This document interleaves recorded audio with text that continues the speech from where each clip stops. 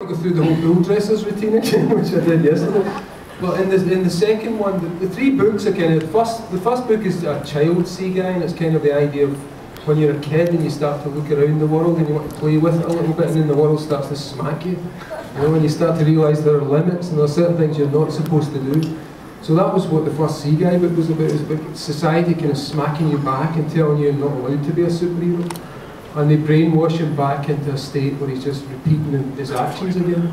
By the second one, it's kind of the adolescent Sea Guy, so he's starting to think, he's getting a little bit angry, and he's a bit more emo, the second one.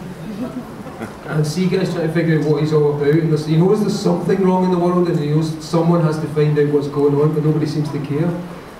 But the powers that be that rule the world that Sea Guy lives in have decided that he is a dangerous threat. So they basically have to take his identity away from him and turn him into someone else. And what they do is they turn him into El Macho, king of the bull dressers. And El Macho's a matador. And yeah, maybe I will tell this again. I always enjoy doing this bit. So El Macho is this matador guy. Sea Guy suddenly wakes up and he's got a matador suit on and he's in love with the beautiful Carmen, and who's carrying his child, and she sings, "Oh, I love El Macho." And all the old men wave, and he's the most famous guy in this town.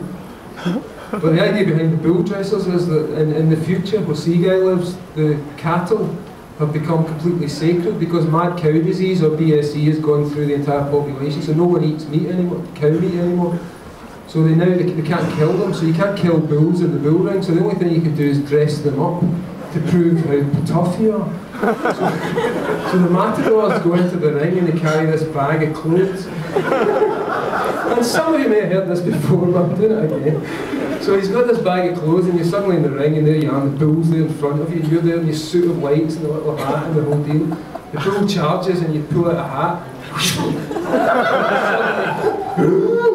So he's got this stupid hat on, and then you pull out a bra, and the bull comes at you again,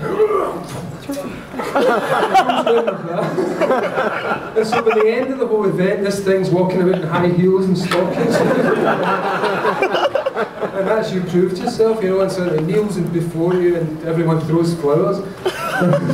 So there's this big scene and it's like Sea Guy and there's thousands of people cheering and they're throwing flowers, the women love him, the sun's shining down, the bull's on its knees, and Sea Guy just goes, "Is this all there is?" So it's about him realising that kind of that you have to move on, even when you reach the peak of your life, there's something else, there's always something else niggling. And for Sea Guy, it's his belief that Chubby the Tuna's still out there somewhere, and he keeps seeing Chubby's ghost. And this ghost leads him into more adventures, so it gets kind of wild. The third book is Sea Guy as a grown-up, a mature Sea Guy, and it's called Sea Guy Eternal. It's his voyage to the land of the dead, which is Australia. It used to be Australia until the monster Anti-Dad fell and cracked it into 1,000 islands. So the last book is Sea Guy's voyage to Australia in search of his lost companion. And it brings it to a close. It's kind of my take on just being alive and being human and going through all these different stages of life, but done in a way that hopefully makes everyone laugh.